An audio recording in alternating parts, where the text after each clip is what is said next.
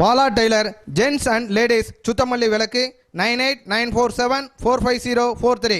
வணக்கம். தினதரணி செய்திகள். நெல்லை மாவட்ட வீடியோ அண்ட் ஃபோட்டோகிராஃபர் அசோசியேஷன் மற்றும் வீரவநல்லூர் ஃபோட்டோ வாக்கர் கிளப் இணைந்து ஃபோட்டோ வாக் களப்பயிற்சி நடைபெற்றது. இதை குறித்து நான் Bailey Alrin Reni digital studio நண்பர்களோடு வீரவநல்லூர் ஆற்றங்கரை ஓரத்தில் நேரடி களப்பயிற்சி புகைப்பட களப்பயிற்சியில் ஈடுபட்டோம்.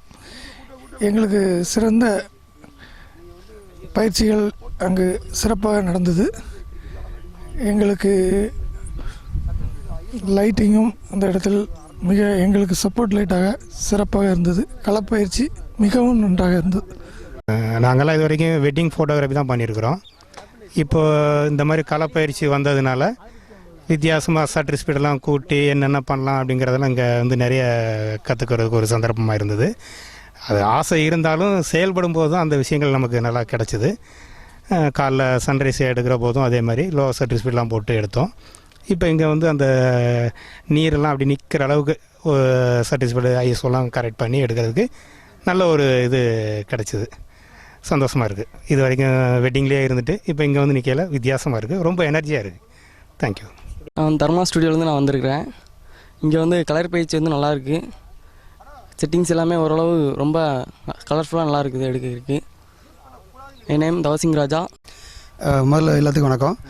இந்த ஒரு ஃபோட்டோ வாக் அரேஞ்ச் பண்ணி கொடுத்த பொதிகை வாக்கர்ஸ் அவங்களுக்கு ரொம்ப நன்றி சொல்லிக்கணும். அப்புறம் திருநெல்வேலி ஃபோட்டோகிராஃபர் சங்க வசதியிலேருந்து நாங்கள் எல்லாம் கலந்து எல்லா நண்பர்களோட சேர்ந்து தான் ஃபோட்டோகிராஃபி பண்ணிகிட்ருக்குறோம். இது பார்த்திங்கன்னா ஒரு வெட்டிங் ஃபோட்டோகிராஃபி பண்ணிகிட்ருக்கவங்களுக்கு இந்த மாதிரி எடுக்கும்போது ஒரு மனசுக்கு ஒரு நல்ல திருப்தியான விஷயங்கள் இருக்கும்.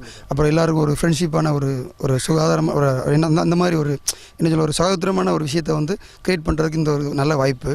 அப்புறம் பார்த்திங்கன்னா இதில் நம்ம இன்றைக்கி ஒரு அந்த ஆற்றை பற்றி அவேர்னஸுக்காண்டி இந்த படம் நம்ம எடுக்க வந்திருக்கோம். நம்ம தாமிரபரணி யாரும் எவ்வளோ மாசுபடுது, அந்த மாசுபட நம்ம எப்படி நம்மளால் மக்களுக்கு அது அவேர்னஸ் கொடுத்து பிளாஸ்டிக் பொருட்களை யூஸ் பண்ணக்கூடாது, அதை அப்படி யூஸ் பண்ணாலும் அது எந்தெந்த இடத்துல போடணும், ஆற்றுல போடக்கூடாது, வீட்டில் கழிவெல்லாம் ஆற்றுல போடக்கூடாது, வைக்கக்கூடாது. அந்த மாதிரி அவேர்னஸுக்காண்டி நாங்கள் அந்த ஃபோட்டோகிராஃபி ஒரு வாக் மாதிரி ரெடி பண்ணோம்.